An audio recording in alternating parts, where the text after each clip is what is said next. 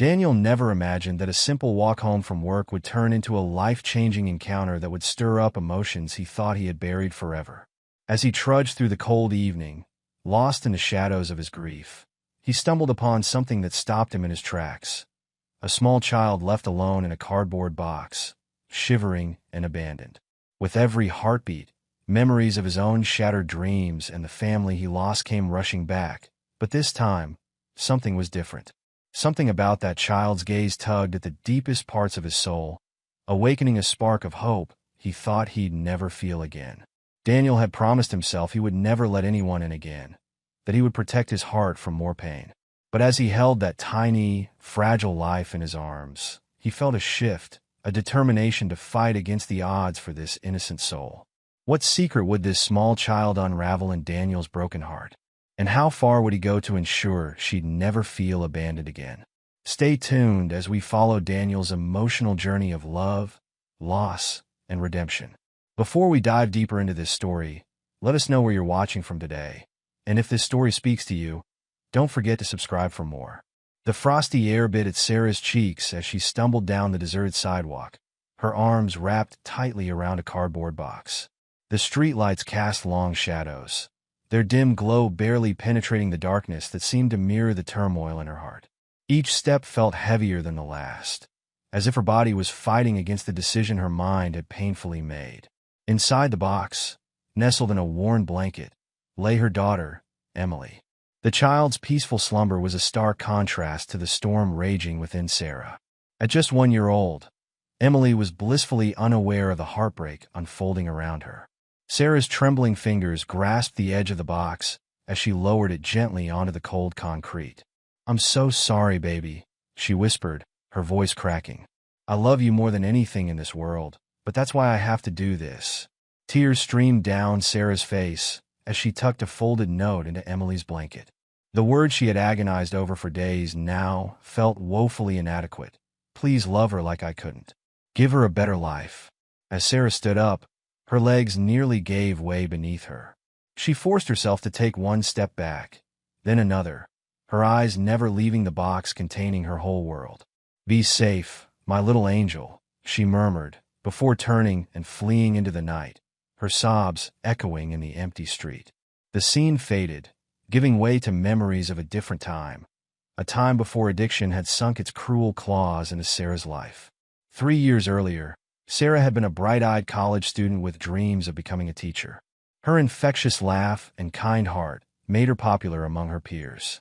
"You're going to change the world someday, Sarah," her mother would often say, beaming with pride. But everything changed when Sarah met Jake at a party during her sophomore year. His charm and free-spirited nature drew her in like a moth to a flame. "Live a little, babe," he'd say with a wink, offering her a pill or a drink. "Life's too short to play it safe." At first, it was just harmless fun, or so Sarah thought.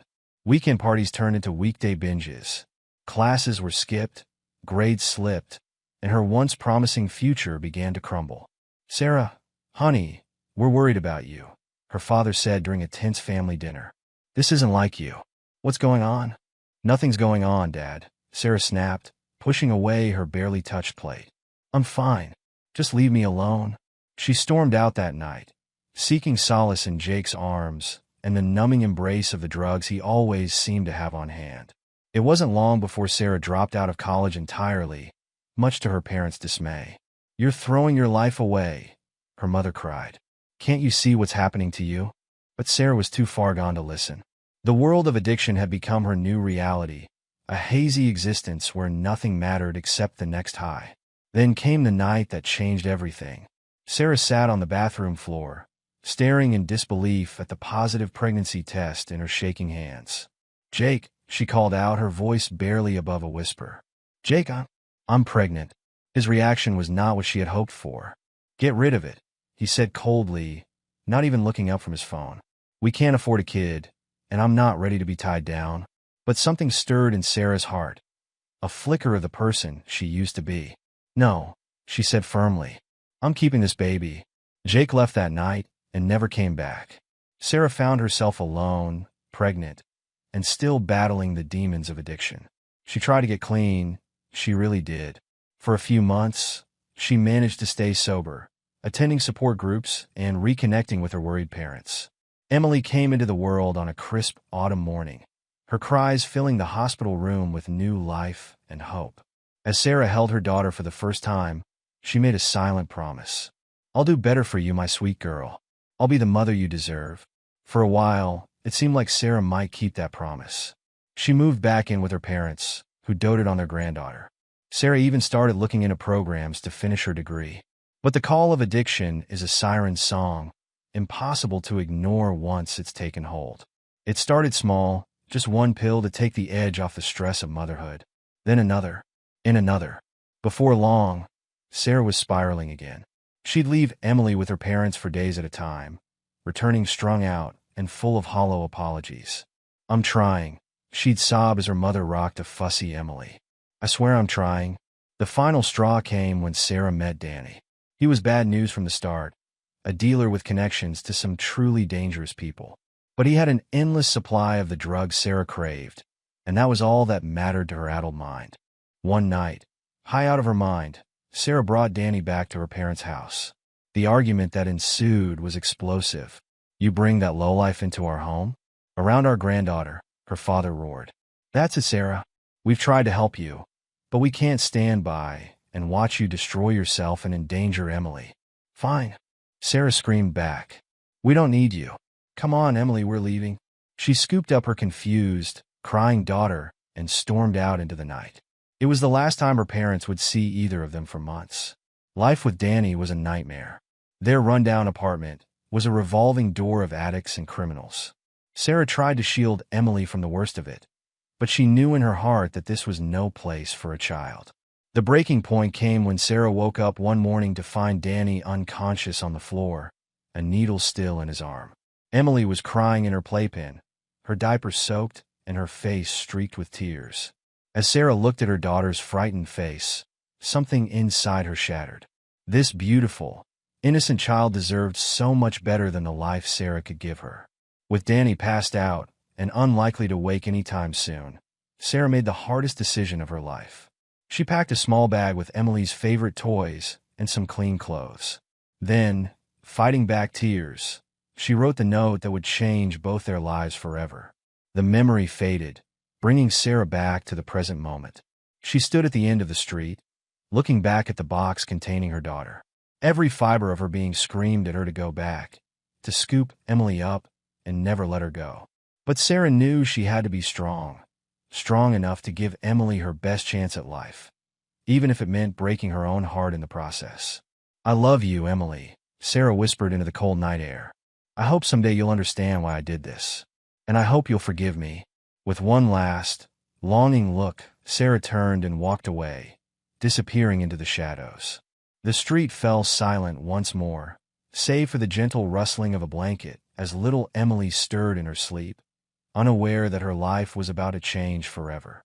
As the first light of dawn began to creep over the horizon, painting the sky in soft hues of pink and gold, the quiet neighborhood slowly came to life. Early risers emerged from their homes, bundled up against the morning chill as they set off for work or their daily routines. None of them noticed the small cardboard box on the sidewalk or the precious cargo it contained. Emily slept on, her tiny fist clutching the edge of her blanket, the note from her mother tucked safely beside her. The world continued to spin, oblivious to the heartrending sacrifice that had taken place in the dark of night. But for Sarah and Emily, everything had changed. Their paths had diverged, leading them into an uncertain future filled with both sorrow and hope. As the sun climbed higher in the sky, its warm rays finally reached the cardboard box. Emily began to stir, her eyes fluttering open to a world that was suddenly much bigger and more frightening than she had ever known. Her soft whimpers grew into full-fledged cries, a plaintive call for a mother who was no longer there. The sound echoed down the empty street, a haunting reminder of the love and loss that had brought her to this moment. Little did Emily know that her cries would soon be answered, not by the mother who had left her, but by someone else, someone whose own heart had been shattered by loss and was desperately in need of healing. The stage was set for a story of unexpected connection, of two broken souls finding solace and redemption in each other. As Emily's cries pierced the morning air, fate was already weaving its intricate tapestry, bringing together two lives in a way that neither could have imagined. The sun continued to rise, casting long shadows across the sidewalk and illuminating the small box that held not just a child, but a future full of possibilities. Emily's story was far from over. In fact, it was just beginning. The old grandfather clock in the hallway chimed 3 times, its deep, resonant tones echoing through the quiet house. In the darkened bedroom upstairs, Daniel stirred, his eyes fluttering open to stare blankly at the ceiling. Another sleepless night, another day to face. At 17, Daniel should have been full of life, dreams, and ambition.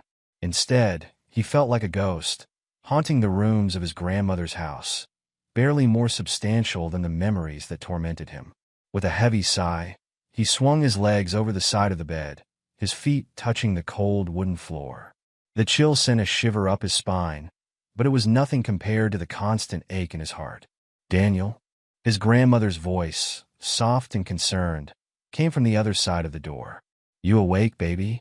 Yeah, Miss Lila, he responded, his voice hoarse from disuse. I'm up. The door creaked open, and Miss Lila's kind face appeared. Her eyes, wise with years of both joy and sorrow, took in the sight of her grandson. Daniel's tall frame was hunched, his dark skin ashen, and his usually bright eyes dull with pain. I made some breakfast, she said gently. Why don't you come down and have a bite? Daniel nodded, not meeting her gaze. I'll be down in a minute. As Miss Lila's footsteps retreated down the stairs, Daniel forced himself to stand. His eyes fell on the framed photo on his nightstand, a picture of him and Aisha, taken just months ago at their high school prom. They were smiling, full of hope and love, with no idea of the tragedy that lay ahead. Daniel picked up the frame, his thumb tracing Aisha's radiant smile. I'm so sorry, he whispered, the words catching in his throat. Memories flooded his mind, as vivid and painful as the day they happened. It was a warm spring afternoon when Aisha had called him, her voice trembling with a mix of fear and excitement. Daniel, I need you to come over. Now. He'd rushed to her house, his heart pounding with worry. When she'd opened the door, her eyes were red from crying, but there was a small, nervous smile on her face. What's wrong? He'd asked, pulling her into a hug. Aisha had taken a deep breath, then looked up at him. I'm pregnant. The world had seemed to stop spinning for a moment. Daniel, barely 17, had felt a rush of emotions, shock, fear, and underneath it all, a spark of joy he couldn't quite explain. Are you sure? He'd stammered. Aisha had nodded, biting her lip. I took 3 tests. They're all positive. They'd spent hours talking that day, weighing their options, crying, and eventually making a decision that would change their lives forever. We can do this, Daniel had said, holding Aisha's hands tightly in his own. It won't be easy, but we'll figure it out together. I love you, Aisha. I love you and our baby. Aisha's smile had been watery, but full of love. I love you too, Daniel. We're going to be a family. The months that followed were a whirlwind of preparations, doctor's appointments, and hushed conversations about their future. Their parents had been shocked at first, but seeing the determination and love between Daniel and Aisha, they'd rallied around the young couple. Daniel had thrown himself into preparing for fatherhood. He'd picked up extra shifts at his after-school job, started researching colleges with daycare programs, and spent hours poring over parenting books. You're going to be an amazing dad, Aisha had told him one night as they lay in her bed, his hand resting gently on her growing belly. And you're already an amazing mom, he'd replied, kissing her softly. They'd been so full of hope, so ready to take on the world together. The sound of a car backfiring outside jolted Daniel back to the present. He set the photo down, his hands shaking. The memories of those happy times made the pain of what followed even more unbearable. Forcing himself to move, Daniel made his way downstairs, the smell of Miss Lila's cooking filling the air. As he entered the kitchen, he saw his grandmother at the stove, humming softly to herself as she flipped pancakes. There's my boy, Miss Lila said warmly, turning to face him. Sit down now. You need to eat something. Daniel slid into a chair at the kitchen table, watching as Miss Lila bustled around, filling a plate with pancakes, eggs, and bacon. She set it in front of him, along with a glass of orange juice. "Thanks, Miss Lila," he murmured, picking up his fork. Miss Lila sat across from him, her own plate considerably less full. She watched him with worried eyes as he pushed the food around his plate, taking only the smallest of bites. "Daniel," she began hesitantly, "I was thinking, maybe it might do you some good to talk to someone. A professional. I mean..." Daniel's fork clattered against the plate. "I don't need to talk to anyone," he said, his voice tight. "I'm fine." Miss Lila reached across the table, her weathered hand covering his. "Baby, you're not fine. And that's okay. What you've been through, no one expects you to be fine."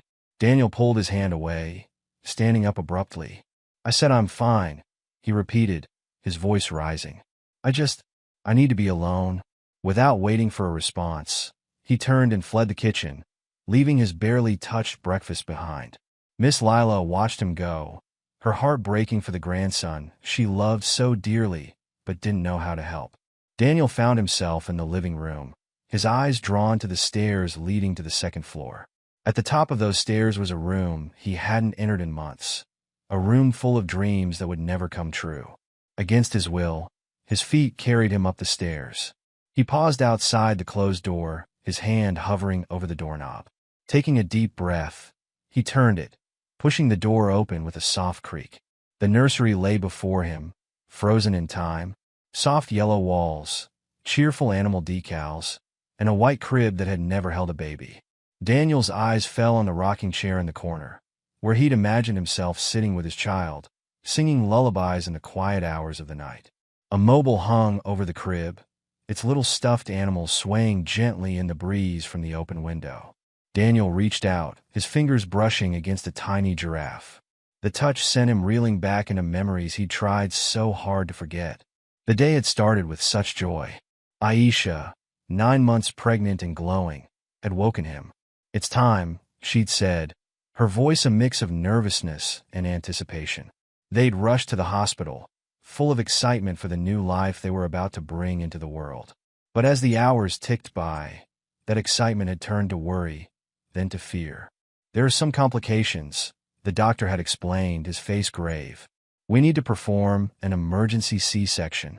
Daniel had held Aisha's hand as they wheeled her into the operating room, promising her that everything would be okay. It was a promise he couldn't keep. The next few hours were a blur of alarms, shouted medical terms he didn't understand, and a growing sense of helplessness. And then, in the span of a few devastating moments, he'd lost everything. "I'm sorry," the doctor had said, his voice heavy with sympathy. "We did everything we could, but we couldn't save either of them." Daniel's world had shattered.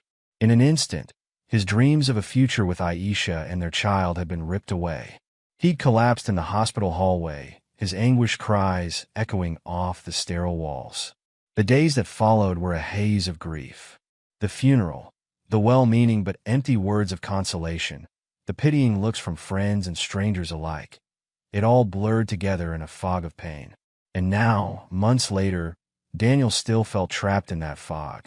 He went through the motions of living, attending school, helping Miss Lila around the house. But inside, he felt hollow. A soft knock at the nursery door pulled Daniel from his memories. He turned to see Miss Lila standing in the doorway, her eyes full of understanding. "I miss them too, baby," she said softly. "Every single day." Daniel felt the walls he'd built around his grief begin to crumble. "I failed them, Miss Lila," he choked out. "I was supposed to protect them, to take care of them, and I couldn't do anything." Miss Lila crossed the room, wrapping her arms around her grandson. Daniel, who had held himself rigid for so long, finally let go. He sobbed into his grandmother's shoulder, releasing months of pent-up anguish. "You listen to me, Daniel," Miss Lila said firmly, holding him tight. "What happened wasn't your fault. Sometimes life is cruel, and things happen that we can't control. But you did not fail Aisha or your baby. You loved them with everything you had." Daniel pulled back, wiping his eyes. "But what do I do now?" he asked, his voice small and lost. "How do I keep going when everything I wanted is gone?" Miss Lila cupped his face in her hands, looking into his eyes with fierce love. "You keep their memory alive," she said. "You live the life they would have wanted for you. It won't be easy, and the pain won't ever go away completely. But you're strong, Daniel. You come from a long line of survivors. She took his hand, leading him to the rocking chair. As they sat together, Miss Lila continued, "When your parents died, I thought my world had ended. But then I looked at you, this beautiful little boy who needed me, and I knew I had to keep going. You gave me purpose, Daniel. And someday, when you're ready, you'll find your purpose again, too." Daniel leaned his head on his grandmother's shoulder, feeling, for the first time in months, a tiny flicker of hope. "I don't know if I can," he whispered. "You can," Miss Lila assured him. "And you will. But you don't have to do it alone. I'm here, always. And maybe it's time to let others help too. What do you say we look into that counseling, After a long moment, Daniel nodded. "Okay," he said softly. "I'll try." Little did Daniel know that fate had plans for him. Plans that would challenge him, heal him, and give him a chance at the love and family he thought he'd lost forever. As he and Miss Lila made their way downstairs to finish their breakfast, the universe was already setting in motion events that would change Daniel's life in ways he could never have imagined. The nursery door closed softly behind them, but it was no longer a room to be avoided. Instead, it stood as a testament to love that had been, and to the possibility of love that was yet to come. The evening air was crisp as Daniel trudged home from his shift at Rosie's Diner. His footsteps echoed in the quiet neighborhood, matching the dull rhythm of his thoughts. Another day gone, another night to face. He pulled his jacket tighter around him, more out of habit than against the cold he barely felt anymore. As he rounded the corner onto his street, something caught his eye. A small cardboard box sat on the sidewalk, illuminated by the flickering streetlight above. Daniel might have walked right past it, lost in his own world of grief, but then he saw it move. Just slightly, but enough to make him pause. For a moment, he stood frozen, unsure whether to investigate or keep walking. Then, carried on the gentle breeze, he heard it, a soft, muffled cry. Daniel's heart, which had felt like a cold, dead weight in his chest for so long, suddenly skipped a beat. Without conscious thought, his feet carried him toward the box. As he got closer, the cries became clearer, the unmistakable sound of a baby in distress. "Hello," Daniel called softly, kneeling beside the box. "Is someone there?" The only response was another whimper. With trembling hands, Daniel reached out and carefully opened the top of the box. What he saw inside made his breath catch in his throat. A little girl, no more than a year old, lay bundled in a worn blanket. Her big, teary eyes looked up at him, filled with a mixture of fear and hope that tugged at Daniel's heart in a way he hadn't felt since Aisha. "Hey there, little one," Daniel whispered, his voice cracking with emotion. "What are you doing out here all alone?" The child's lip quivered, and she reached out a tiny hand toward him. Daniel felt something stir inside him, a warmth he'd thought was gone forever. Without hesitation, he scooped the baby into his arms, cradling her against his chest. As he adjusted the blanket around her, a folded piece of paper fell to the ground. Daniel picked it up, his heart heavy with the realization of what it must be. With one arm securely holding the child, he unfolded the note and read, "Please love her like I couldn't. Give her a better life." Daniel felt a lump form in his throat. He looked down at the little girl, who had nestled against him, her cries softening to gentle hiccups. In that moment, he made a decision that would change both their lives forever. "It's okay," he murmured, gently rocking her. "I've got you now. You're safe." With renewed purpose, Daniel began the short walk home, his mind racing. What would Miss Lila say? How could he explain this? But underneath the worry was a feeling he hadn't experienced in months, hope. As he approached the house, Daniel saw the warm glow of the living room lights spilling onto the porch. Miss Lila would be up, probably watching her favorite late-night talk shows. He took a deep breath, steeling himself for the conversation ahead. "Miss Lila," he called as he opened the front door. "I'm home, and, well, there's something you need to see." "In here, baby," Miss Lila's voice came from the living room. "How was work? Did you eat anything at the diner? You know you need to keep your strength up." Her voice trailed off as Daniel entered the room, the baby still held securely in his arms. Miss Lila's eyes widened, her mouth falling open in shock. "Daniel," she said slowly, setting down her cup of tea. What's going on? Whose child is that? Daniel took a deep breath. I found her, Miss Lila. On the street in a box. Someone left her there. Miss Lila stood up, moving closer to inspect the child. Her face was a mixture of concern and disbelief. Left her? In a box? Oh, Lord have mercy. There was a note, Daniel explained, shifting the baby to one arm so he could pull out the folded paper. He handed it to Miss Lila, watching as she read the heartbreaking message. Miss Lila's expression softened as she looked at the child, who had fallen asleep in Daniel's arms. Poor little thing, she murmured. Then, seeming to shake herself, she fixed Daniel with a stern look. We need to call the police, right now. They'll know what to do, how to find her family. But Daniel felt a surge of panic at the thought. No, he said, perhaps too forcefully. The baby stirred in his arms, and he lowered his voice. I mean, not yet. Please, Miss Lila, can we just keep her here tonight? It's late, and she's been through so much already. Miss Lila's brow furrowed. Daniel, honey, I know you mean well, but we can't just keep a child that isn't ours. There are laws, procedures. I know, Daniel interrupted. But just for tonight, please. We can call first thing in the morning, I promise. But right now, she needs somewhere safe and warm to sleep. Miss Lila studied her grandson's face, seeing something there she hadn't seen in months, a spark of life in his eyes.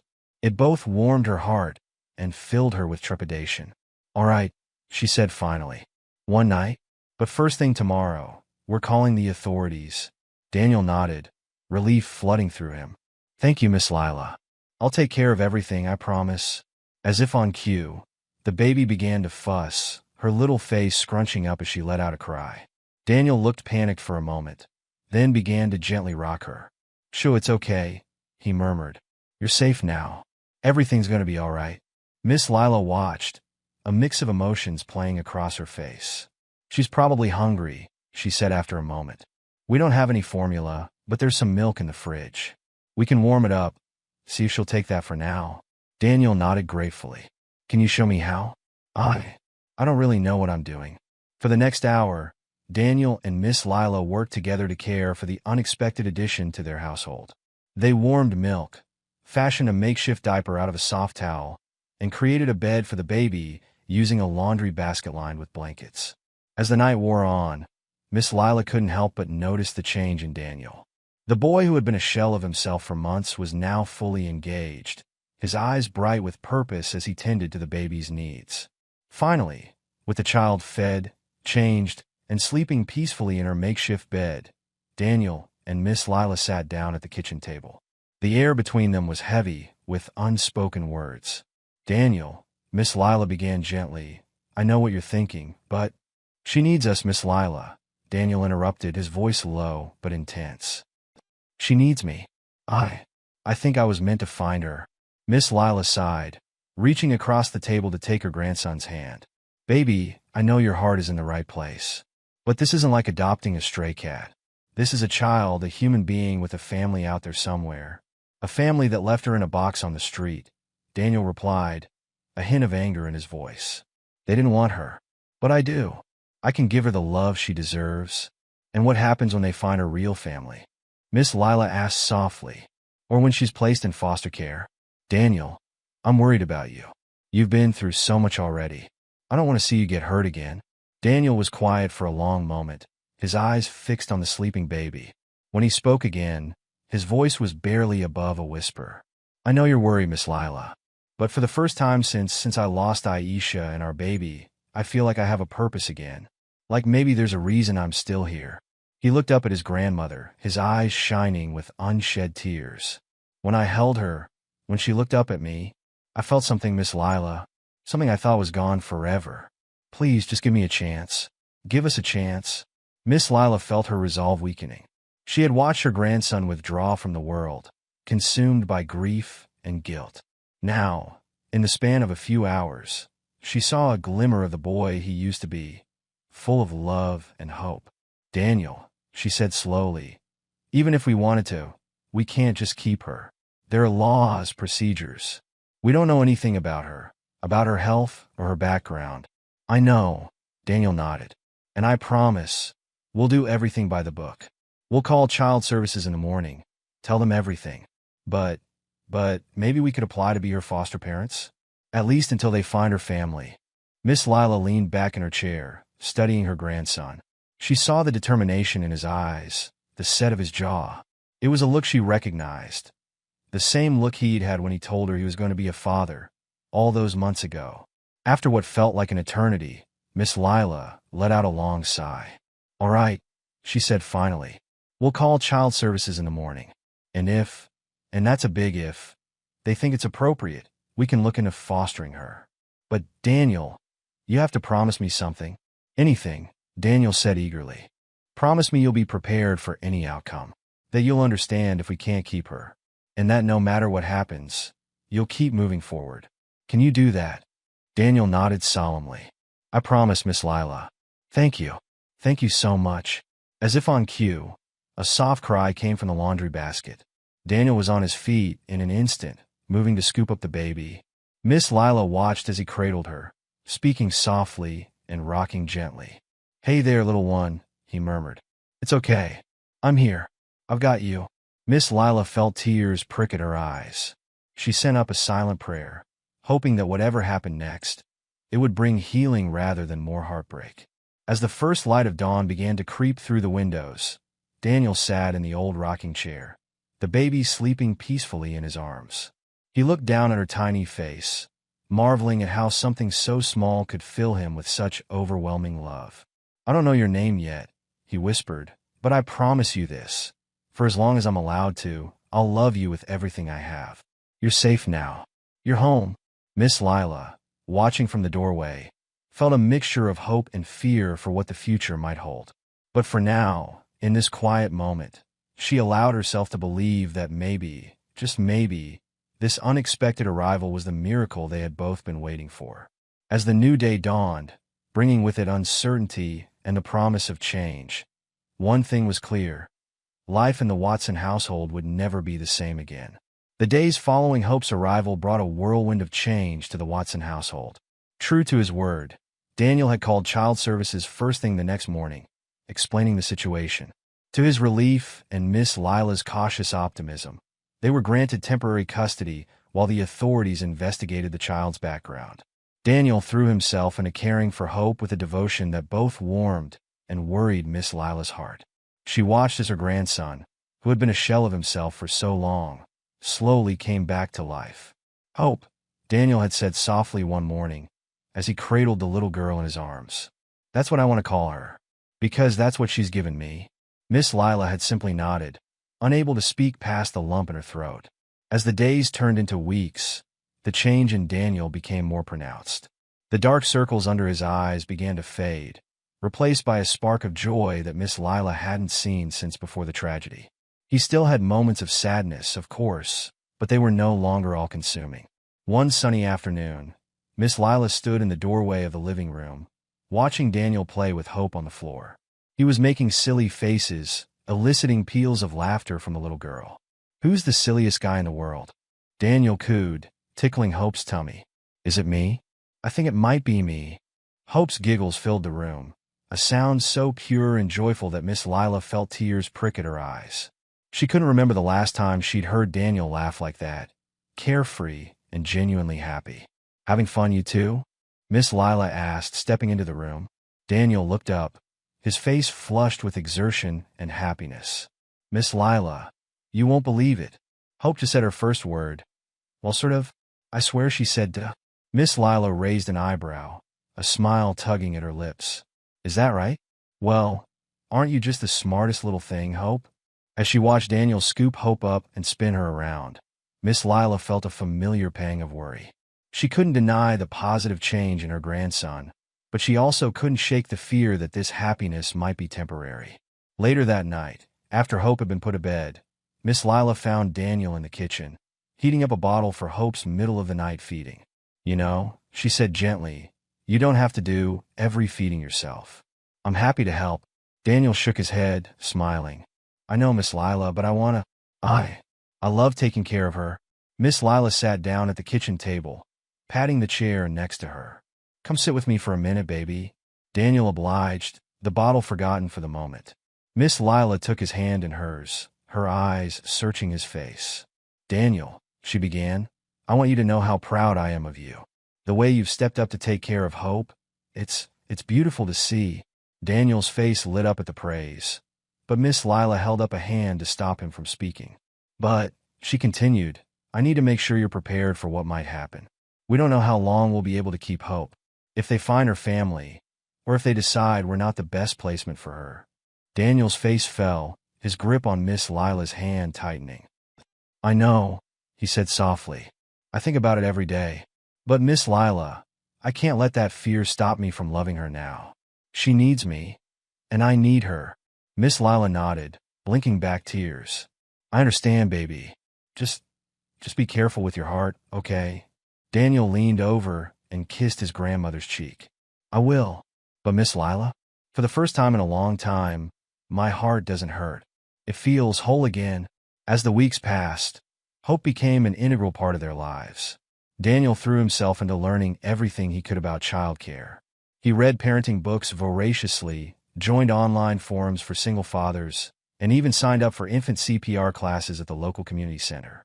Miss Lila watched this transformation with a mixture of joy and trepidation. She saw how Daniel's entire demeanor had changed. He smiled more, engaged in conversation, and even started talking about future plans, something he hadn't done since losing Aisha and their baby. One evening, as Daniel was giving Hope her bath, Miss Lila overheard him talking softly to the little girl. "You know, Hope," he was saying, "I used to think my life was over, that I'd never be happy again. But you changed everything. You gave me a reason to keep going." Miss Lila felt her heart constrict. She was overjoyed to see Daniel healing, but she couldn't shake the fear that it might all come crashing down. The next morning, as Daniel was feeding Hope her breakfast, there was a knock at the door. Miss Lila went to answer it, her heart sinking when she saw who was on the other side. A woman in a crisp suit stood on their porch, a folder tucked under her arm, and a sympathetic but professional smile on her face. "Good morning," she said. "I'm Sarah Thompson from Child Protective Services. May I come in?" Miss Lila felt her blood run cold, but she managed to keep her voice steady. "Of course, please come in." As they entered the kitchen, Daniel looked up from where he was wiping Hope's face. His smile faltered when he saw the stranger. "Daniel," Miss Lila said, her voice tight, "this is Ms. Thompson from CPS. She's here about Hope." Daniel stood up slowly, his arms instinctively going around Hope. Is everything okay?" Ms. Thompson's smile was gentle but firm.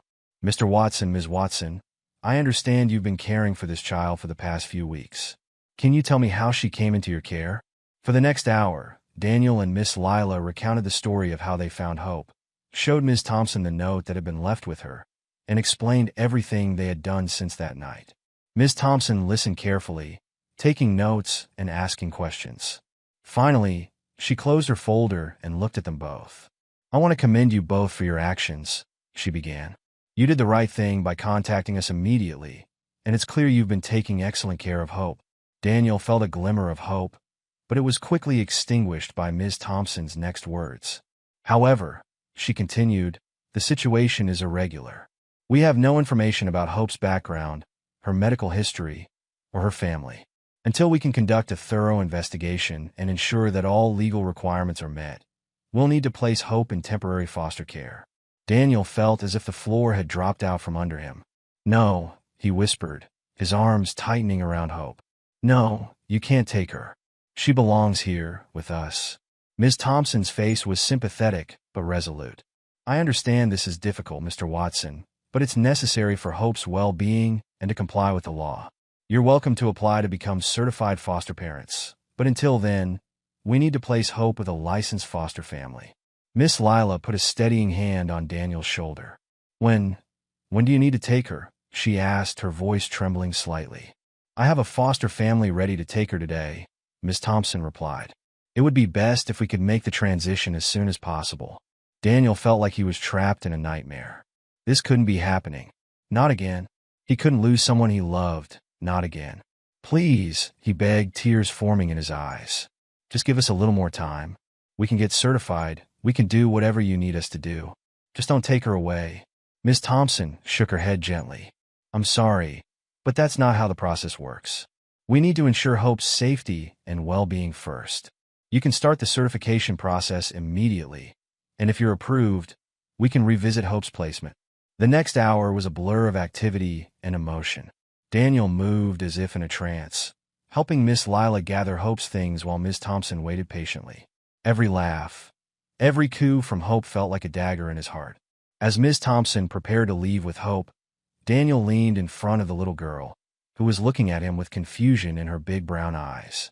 "Hope," he said, his voice choked with emotion, "I need you to be brave, okay? You're going to go with this nice lady for a little while, but I promise you, I'm going to do everything I can to bring you back home." He hugged her tightly, breathing in her sweet baby scent, trying to memorize every detail of this moment. "I love you, Hope," he whispered. "Don't forget that. I love you so much." As Ms. Thompson gently took Hope from his arms, Daniel felt as if his heart was being ripped from his chest. He watched, paralyzed, as they walked down the front path to the waiting car. Just before Ms. Thompson placed Hope in the car seat, the little girl looked back at the house. Her face scrunched up, and she reached out her arms towards Daniel, letting out a heart-wrenching wail. "Dada," she cried, the word clear as day this time. "Dada." Daniel surged forward, but Miss Lila's firm grip on his arm held him back. They stood on the porch, watching as the car drove away, taking Hope with it. As the car disappeared around the corner, Daniel's knees gave out. He sank to the porch steps, his body racked with sobs. Miss Lila sat beside him, wrapping her arms around her grandson. "It's not fair," Daniel choked out between sobs. "Why does everyone I love get taken away from me?" Miss Lila held him tightly, her own tears falling silently. "I know, baby," she murmured. "I know it's not fair, but this isn't the end. We're going to fight for her. You hear me? We're going to do everything we can to bring Hope back home." Daniel looked up at his grandmother, his face streaked with tears, but his eyes blazing with determination. "You're right," he said, his voice growing stronger. "This isn't over. I made a promise to Hope, and I intend to keep it. I won't stop fighting until she's back where she belongs, with us." As they sat there on the porch, the house behind them feeling emptier than it had in weeks, Daniel made a silent vow. He would do whatever it took to become the person Hope needed him to be. He would jump through every hoop, clear every hurdle, and prove to the world that he was worthy of being Hope's father. The road ahead would be long and difficult, but for the first time in a long time, Daniel had something to fight for. Hope had given him a second chance at love and family, and he wasn't about to let that slip away without a fight. As the sun began to set, casting long shadows across the porch, Daniel stood up, wiping his eyes.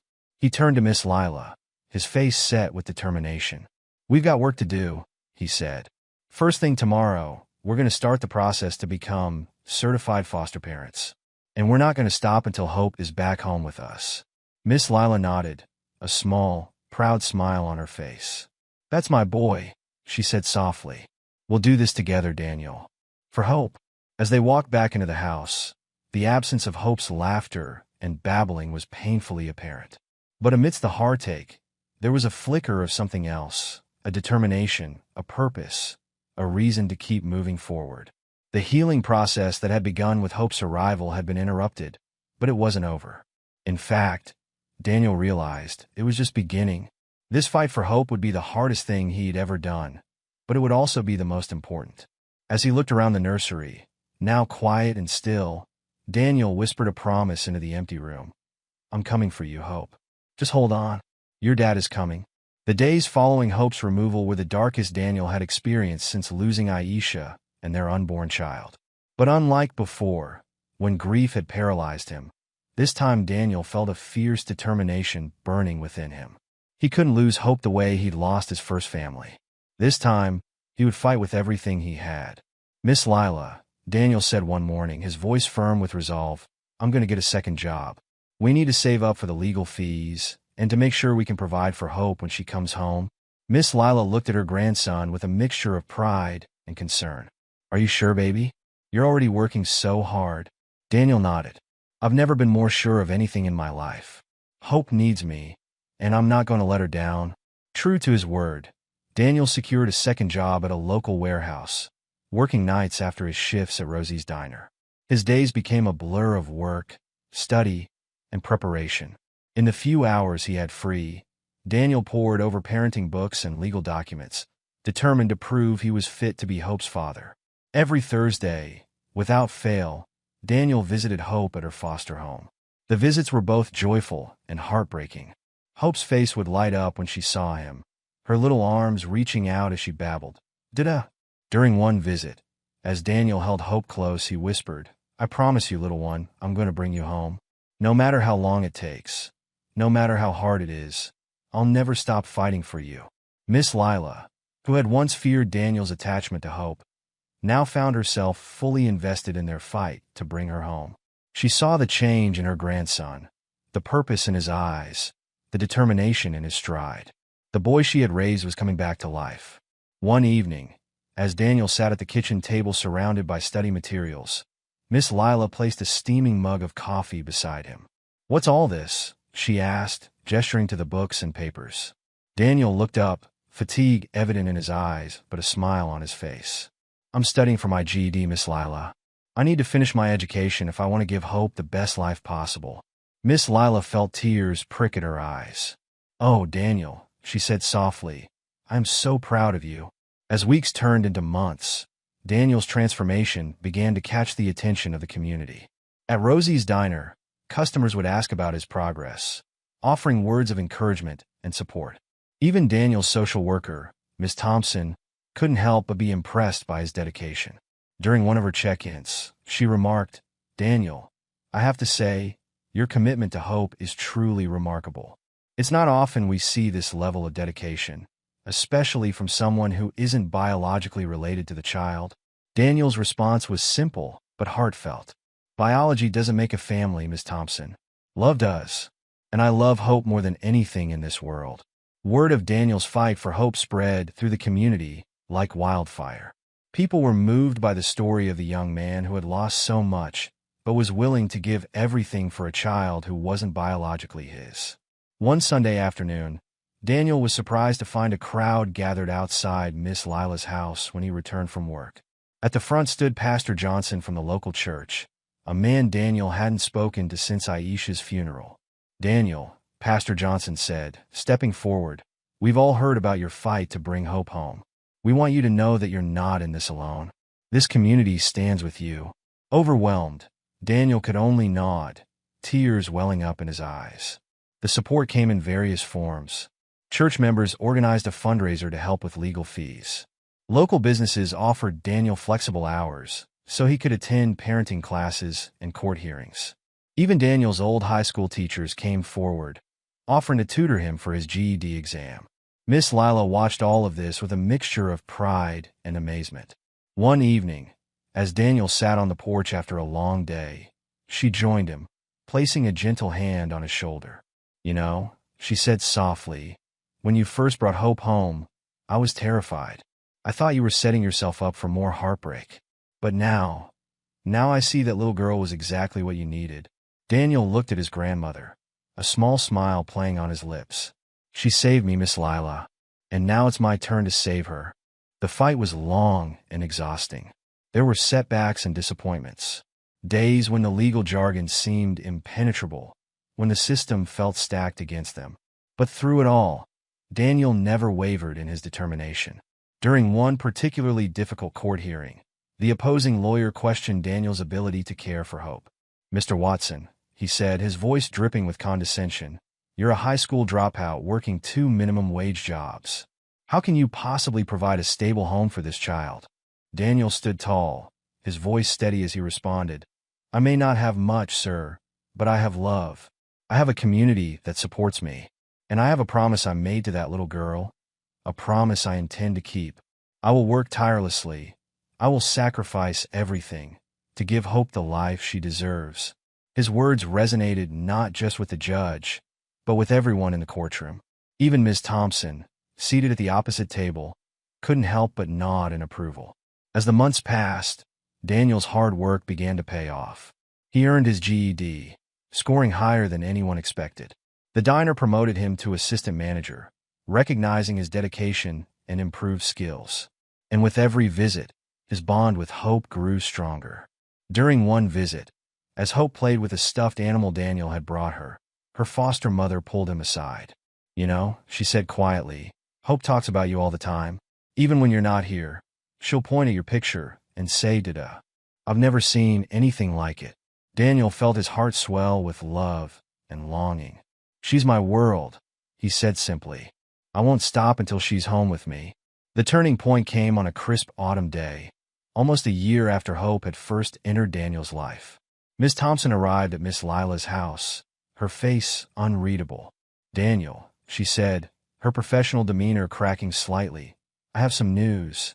We've completed our investigation into Hope's background. We've found no trace of her biological family, and given the circumstances of her abandonment, the court is leaning towards terminating parental rights." Daniel held his breath, hardly daring to hope. Ms. Thompson continued, a small smile forming on her face. "Given your extraordinary efforts over the past year, your unwavering commitment to Hope, and the strong community support you've garnered, we're recommending that you be allowed to adopt Hope." The world seemed to stop for a moment. Daniel stared at Ms. Thompson, barely able to comprehend her words. "You mean, Hope can come home? For good?" Ms. Thompson nodded, her smile widening. "There will still be some paperwork and a final court hearing, but yes, Daniel. If all goes well, Hope will be coming home to stay." Daniel let out a sound that was half laugh, half sob. Miss Lila, who had been listening from the doorway, rushed to embrace her grandson. "You did it, baby," she whispered, tears streaming down her face. "You really did it." The final hearing was a formality. The judge, moved by Daniel's unwavering dedication and the outpouring of community support, gladly signed the adoption papers. As the gavel fell, sealing the decision, the courtroom erupted in cheers. Daniel stood, his heart pounding, as Ms. Thompson brought Hope to him. The little girl, now nearly 2 years old, reached out for him with a big smile. "Dada," she exclaimed happily. With tears in his eyes, Daniel scooped Hope into his arms, holding her close. "That's right, sweetheart," he whispered. "I'm your Dada, and you're finally home." As they left the courthouse, Daniel was surprised to find what seemed like the entire town waiting outside. Pastor Johnson stepped forward, a broad smile on his face. "Daniel," he said, his voice carrying over the crowd, "we're all here to welcome Hope home. Your love and dedication have inspired us all. You've shown us what it truly means to be a father." Daniel looked out at the sea of faces, friends, neighbors, co-workers, all there to support him and Hope. He felt overwhelmed with gratitude and love. That night, as Daniel tucked Hope into her bed, in her room, in their home, he felt a sense of peace he hadn't experienced in years. "You know, Hope," he said softly, brushing a curl from her forehead, "a long time ago, I thought my life was over. I thought I'd never be happy again. But then you came along, and you gave me a reason to keep going. You saved me, little one." Hope looked up at him with her big brown eyes, a sleepy smile on her face. "Love you, Dada," she murmured. Daniel felt his heart swell with an emotion so powerful it almost took his breath away. "I love you too, Hope," he whispered. "More than you'll ever know." As he turned off the light and quietly left the room, Daniel paused in the doorway, looking back at his daughter. In that moment, he sent up a silent thanks to whatever force had brought Hope into his life, to the community that had supported him, and to Hope herself, for giving him a second chance at love and family. Daniel Watson, once broken by tragedy, had been rebuilt by love and determination. And as he closed Hope's door softly behind him, he knew that this was just the beginning of their story. The years seemed to fly by in a whirlwind of laughter, tears, and countless precious moments. Hope, once a tiny bundle left in a cardboard box, had blossomed into a vibrant, strong-willed teenager. At 15, she was the spitting image of the mother she'd never known, with Daniel's warm brown eyes and infectious smile. Daniel, now in his early 30s, watched his daughter grow with a mixture of pride and wonder. Every day brought new challenges and joys, each one a reminder of how far they'd come together. One crisp autumn morning, as golden leaves danced on the sidewalk outside their modest home, Daniel stood in the kitchen, flipping pancakes and humming softly to himself. Hope bounded down the stairs, her backpack slung over one shoulder. "Morning, Dad," she chirped, grabbing a pancake off the stack and taking a big bite. Daniel chuckled, shaking his head. "You know, plates exist for a reason, kiddo." Hope grinned, her mouth full. "Too slow," she mumbled, reaching for another pancake. These quiet morning moments were some of Daniel's favorites. As he watched Hope devour her breakfast, he marveled at how much she'd grown. It seemed like only yesterday he was teaching her to tie her shoes, and now she was talking about college applications and driver's ed. "Hey, don't forget," Daniel said as Hope gathered her things. "We've got that parent-teacher conference this afternoon. I'll pick you up right after school." Hope's face fell slightly. "Oh, about that. I kind of made plans with Jess to go to the mall. Can we reschedule?" Daniel frowned. "Hope, we've known about this for weeks. Your teachers are expecting us." "But Dad," Hope protested, "Jess's mom is taking us to look at homecoming dresses. It's important." "So is your education," Daniel countered, his voice firm but gentle. "I'm sorry, but the mall will have to wait. We're going to that conference." Hope's eyes flashed with anger. "You never let me do anything fun. It's always school this, responsibility that. I'm not a little kid anymore, Dad." Before Daniel could respond, Hope stormed out of the house, slamming the door behind her. Daniel sighed, running a hand through his hair. Teenage years were proving to be a whole new kind of challenge. As the day wore on, Daniel couldn't shake the nagging worry about Hope. Their arguments were becoming more frequent lately, and he often felt like he was walking on eggshells. Had he done something wrong? Was he being too strict? When school let out, Daniel waited in the parking lot, his heart sinking when he saw Hope's sullen expression as she approached the car. The parent-teacher conference was tense, with Hope giving monosyllabic answers and avoiding eye contact. On the drive home, Daniel tried to break the ice. "Your teachers had great things to say about your writing, Hope. Maybe we could look into some creative writing workshops this summer." Hope stared out the window, her arms crossed. "Whatever," she muttered. Daniel felt a pang in his chest. Where was his bubbly, affectionate little girl? He missed the days when a simple hug could solve any problem. As soon as they got home, Hope disappeared into her room, the door closing with a decisive click. Daniel slumped onto the couch, feeling defeated. Maybe he'd pushed too hard about the conference. Maybe he should have let her go to the mall. Meanwhile, Hope lay on her bed, frustration and guilt warring inside her. She knew she'd been unfair to her dad, but she couldn't shake the feeling that he just didn't understand her anymore. With a sigh, she got up and quietly made her way downstairs and out the back door. A short walk brought her to a familiar little house, its porch adorned with colorful flower boxes. Hope knocked softly, and moments later, the door opened to reveal Miss Lila, her great-grandmother.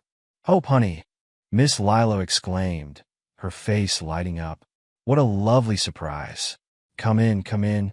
Hope followed Miss Lila into the cozy living room, the scent of freshly baked cookies filling the air. As they settled onto the worn but comfortable sofa, Miss Lila studied her great-granddaughter's face. "Now, what's troubling you, child?" she asked gently. "I know that look. You've got something heavy on your heart." Hope bit her lip, fighting back tears. "It's Dad," she confessed. "We keep arguing lately. I feel like he's always on my case about school and responsibility. He doesn't understand what it's like to be a teenager. He never lets me have any fun."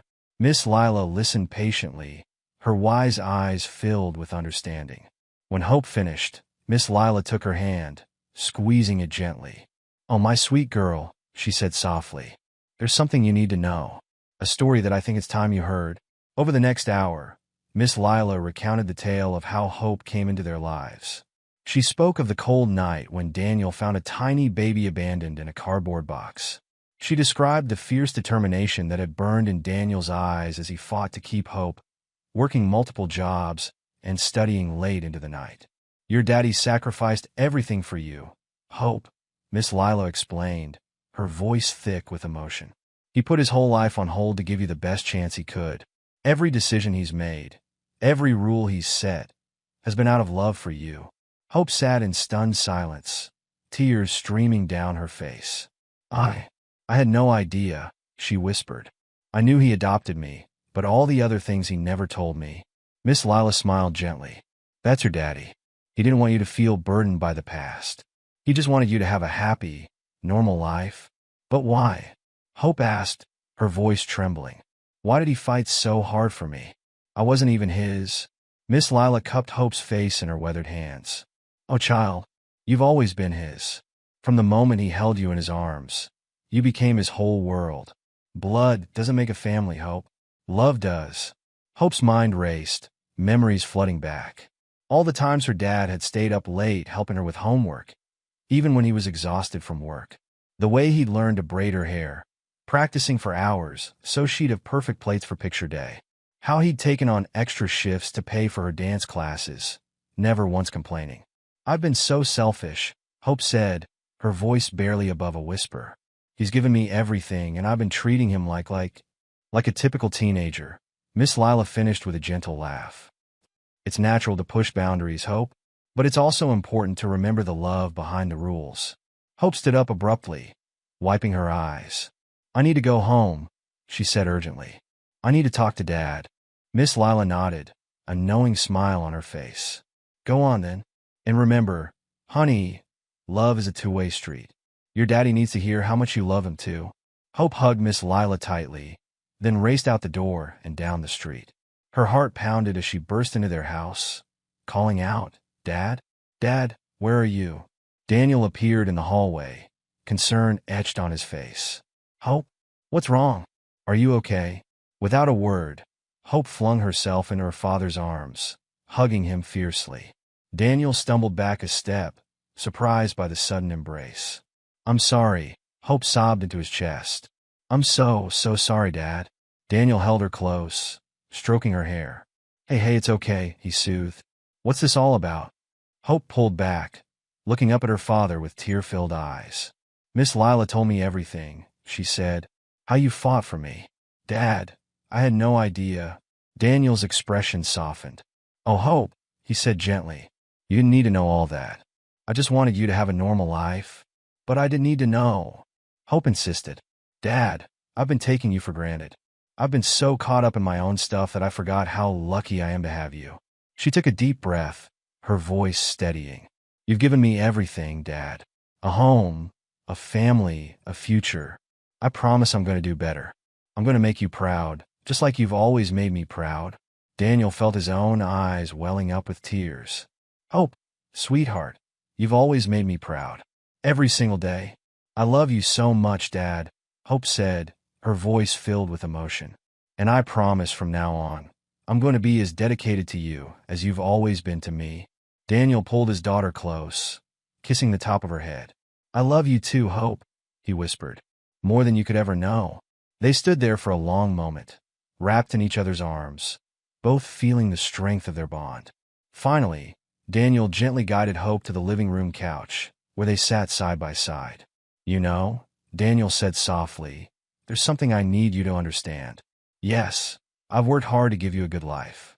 But Hope, you saved me more than I ever saved you. Hope looked at him quizzically.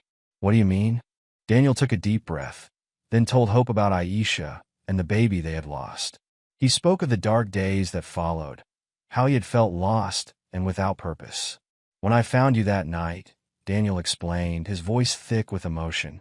It was like the world suddenly had color again. You gave me a reason to keep going, to be better. Every sacrifice, every late night, every extra shift, it was all worth it because it meant I got to be your dad. Hope listened in awe, her heart swelling with love for the man who had given her everything.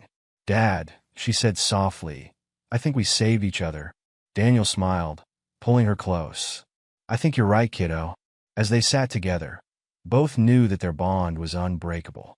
They had weathered storms and celebrated joys, and through it all, their love had only grown stronger. The story of Daniel and Hope is more than just a tale of one man and the daughter he chose. It's a testament to the power of love, the strength of the human spirit, and the beautiful, unexpected ways that broken hearts can be healed. So, let Daniel and Hope's journey be more than just a heartwarming tale. Let it be the spark that ignites a flame of compassion and action in your own life. For in the end, it's not just about one man and the daughter he chose. It's about all of us, and the choices we make every day to love, to nurture, and to create families in all their beautiful, diverse forms. As you go forward, carry with you the knowledge that love has the power to heal, to transform, and to create miracles. And remember, somewhere out there, there might be a child like Hope, waiting for someone like you to change their world. The story doesn't end here. In many ways, it's just beginning. And you, dear reader, have the power to write the next chapter, not just in your own life, but in the lives of those who need it most. So, what will your story be? How will you spread hope, create family, and change a life? The choice and the adventure is yours. And like Daniel on that cold night so many years ago, you might just find that in reaching out to help another, you end up saving yourself. Thank you for watching. And if you believe in never giving up on those you love, don't forget to subscribe for more inspiring stories like Daniel's and Hope's. We can't wait to share more moments of courage and hope with you.